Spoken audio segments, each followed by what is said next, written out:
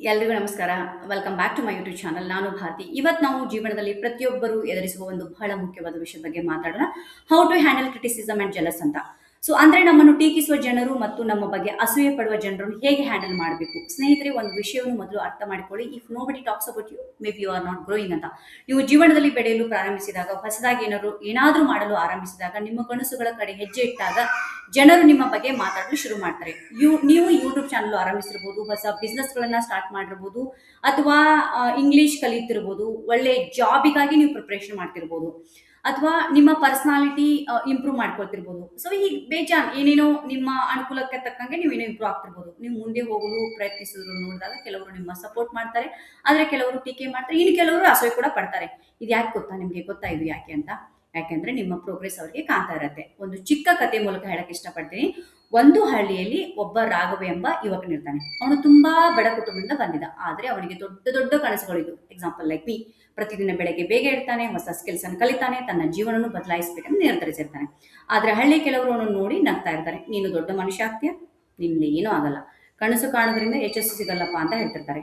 ಹೀಗೆ ದಿನ ದಿನ ದಿನ ದಿನ ಕೇಳ್ಕೊಂಡು ಅವನು ತುಂಬಾ ಬೇಸರ ಪಟ್ಕೋತಾನೆ. ಮೊದಲಿಗೆ ರಾಘವನಿಗೆ ಸಿಕ್ಕಾಪಟ್ಟೆ ಬೇಜಾರಾಗತ್ತೆ. ಜನರ ಮಾತುಗಳು ಮನಸ್ಸಿಗೆ ಅಂದ್ರೆ ಪರ್ಸನಲಿ ಸ್ಟಾರ್ಟೆಡ್ ಟೇಕಿಂಗ್ ಇಟ್ ಅಂತ. ಸೊ ಅವನ ಕಾನ್ಫಿಡೆನ್ಸ್ ಕೂಡ ಕಡಿಮೆ ಆಗುತ್ತೆ. ಒಂದು ದಿನ ಅವನೇನ್ ಮಾಡ್ತಾನೆ, ತನ್ನ ಟೀಚರ್ ಕಡೆ ಹೋಗಿ ಹೇಳ್ತಾನೆ, ಸರ್, ಜನರು ನನ್ನ ಬಗ್ಗೆ ಯಾಕೆ ನೆಗೆಟಿವ್ ಆಗಿ ಮಾತಾಡ್ತಾರಂತ. ಆಗ ಶಿಕ್ಷಕರು ನಗುತ್ತಾ ಒಂದು ಮಾತು ಕೇಳ್ತಾರೆ, people throw stones only at tree that bears fruits ಅಂತ. ಹಣ್ಣು ಕೊಡುವ ಮರಕ್ಕೆ ಮಾತ್ರ ಜನ ಕಲ್ಲು ಹೊಡಿತಾ ಇರ್ತಾರೆ. ಆಗ ಆ ಮಾತು ರಾಘವನ ಜೀವನನೇ ತುಂಬಾ ಬದಲಿಸ್ತಾ ಇತ್ತು. ಸೊ ಆ ದಿನದಿಂದ ಅವನು ಜನರ ಮಾತುಗಳಿಗೆ ಗಮನ ಕೊಡಲ್ಲ, ತನ್ನ ಗೋಲ್ ಮೇಲೆ ಫೋಕಸ್ ಮಾಡ್ತಾನೆ, ತನ್ನ ಗ್ರೋತ್ ಮೇಲೆ ಫೋಕಸ್ ಮಾಡ್ತಾನೆ.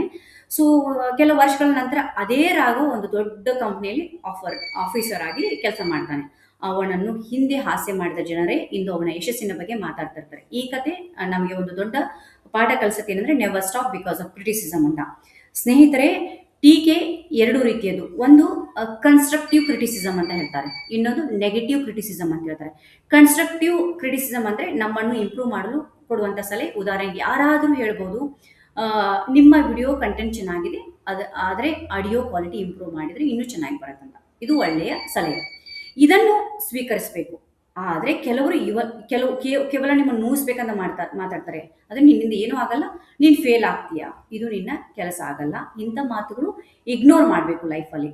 ಸೊ ಯಾವಾಗಲೂ ನೆನಪಿಟ್ಕೊಳ್ಳಿ, ಹೆಂಗಂದ್ರೆ take advice from people who want your growth, not from people who enjoy your failure. ಇನ್ನೊಂದು ಮುಖ್ಯ ವಿಷಯ ಹೇಳ್ಬೇಕಂದ್ರೆ, ಅಸೂಯೆ ಪಡುವಂತಹ ಜನರು ನಿಮ್ಮ ಬಗ್ಗೆ ಮಾತಾಡ್ಬೋದು, ನಿಮ್ಮ ಹಿಂದೆ ಮಾತಾಡ್ಬೋದು, ನಿಮ್ಮ ಯಶಸ್ಸು ಕಡಿಮೆ ಮಾಡಲು ಪ್ರಯತ್ನಿಸ್ತಿರ್ಬೋದು. ಸೊ ಆದ್ರೆ ಅವರ ಮಾತುಗಳಿಂದ ನಿಮ್ಮ ಮೌಲ್ಯ ಯಾವತ್ತೂ ಕಡಿಮೆ ಆಗಲ್ಲ, ನಿಮ್ಮ ವ್ಯಾಲ್ಯೂ ಕಡಿಮೆ ಆಗಲ್ಲ.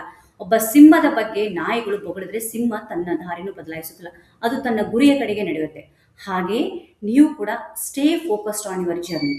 ನಾನು ಯಾವಾಗಲೂ ಹೇಳ್ತೀನಿ, stay focused on your journey. ಬಹಳ ಜನರು ಜೀವನದಲ್ಲಿ ಯಶಸ್ವಿ ಆಗೋದಿಲ್ಲ, ಯಾಕಂದ್ರೆ ಅವರು ತಮ್ಮ ಕನಸುಗಳಿಂದ ಜನರ ಮಾತುಗಳಿಗೆ ಹೆಚ್ಚು ಮಹತ್ವ ಕೊಡ್ತಾ ಇರ್ತಾರೆ.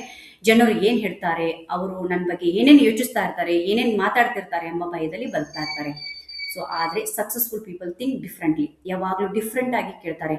ಅವರು ಕೇಳುವಂತ ಪ್ರಶ್ನೆ, what can I do better today, how can I improve better from yesterday ಅಂತ. ಅವರು ತಮ್ಮ ಇಂಪ್ರೂವ್ಮೆಂಟ್ ಬಗ್ಗೆ ಯಾವಾಗಲೂ ಯೋಚಿಸ್ತಾ ಇರ್ತಾರೆ, ಇತರ ಅಭಿಪ್ರಾಯಗಳ ಬಗ್ಗೆ ಅಲ್ಲ. ಸ್ನೇಹಿತರೆ, ನೀವು ಎಲ್ಲರನ್ನೂ ಖುಷಿಪಡಿಸಲು ಸಾಧ್ಯವಿಲ್ಲ ಈ ಜಗತ್ತಿನಲ್ಲಿ. ನೀವು ಒಳ್ಳೆಯವರಾಗಿದ್ದರೂ ಕೆಲವರು ನಿಮ್ಮನ್ನು ಇಷ್ಟಪಡೋದಿಲ್ಲ, ನೀವು ಸಹಾಯ ಮಾಡಿದ್ರು ಕೆಲವರು ನಿಮ್ಮ ಬಗ್ಗೆ ಕೆಟ್ಟದಾಗಿ ಮಾತಾಡ್ತಾ ಇರ್ತಾರೆ.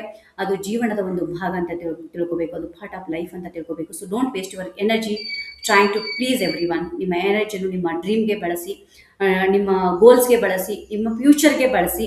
ಒಂದು ಪವರ್ಫುಲ್ ಒಂದು ಕೋಟ್ ಹೇಳ್ತೀನಿ ನಿಮಗೆ, success is the best reply to criticism ಅಂತ. ನಾನು ಯಾವಾಗಲೂ ನಂಬ್ಕೊಂಡಿದ್ದೀನಿ, ಯಾರಾದರೂ ನಿಮ್ಮನ್ನು ಕೆಳಕ್ಕೆ ಎಳೆಯಲು ಪ್ರಯತ್ನಿಸಿದರೆ ಅವರೊಂದಿಗೆ ವಾದ ಮಾಡಬೇಡಿ, ಅವರನ್ನು ತಪ್ಪು ಎಂದು ಸಾಬೀತುಪಡಿಸಲು ಸಮಯ ವ್ಯರ್ಥ ಮಾಡ್ಕೊಳ್ಬೇಡಿ.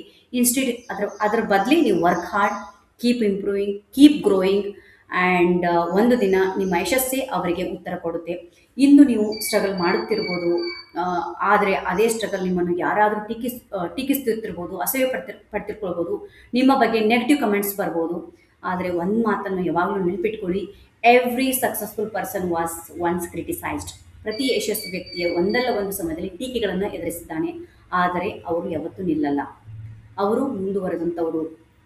ಆದ್ದರಿಂದ ಸ್ನೇಹಿತರೆ, ಯಾರಾದರೂ ನಿಮ್ಮ ಬಗ್ಗೆ ಮಾತನಾಡಿದರೆ ಬೇಸರ ಪಟ್ಕೋಬೇಡಿ, ಯಾರಾದರೂ ಅಸೂಯೆ ಪಟ್ಟರೆ ಕೋಪ ಮಾಡ್ಕೊಳ್ಬೇಡಿ ದಯವಿಟ್ಟು. ಅದರ ಬದಲು ಸ್ಮೈಲ್ ಮಾಡಿ. ಯಾಕೆಂದರೆ ಅದು ನೀವು ಬೆಳೆಯುತ್ತಿದ್ದೀರಿ ಎಂಬ ಸಂಕೇತ ಆಗುತ್ತೆ. ಅದು it's like a green signal for you guys. So remember these powerful lines ಏನಂತಂದರೆ, believe in yourself, ignore unnecessary negativity, stay focused on your goals. ಇನ್ನೊಂದೇನೆಂದರೆ let your success make the noise ಅಂತ ಹೇಳ್ತಾರೆ. ಆಮೇಲೆ ನಿಮ್ಮ ಜೀವನ ಅಮೂಲ್ಯ, ನಿಮ್ಮ ಕನಸುಗಳು ಅಮೂಲ್ಯ.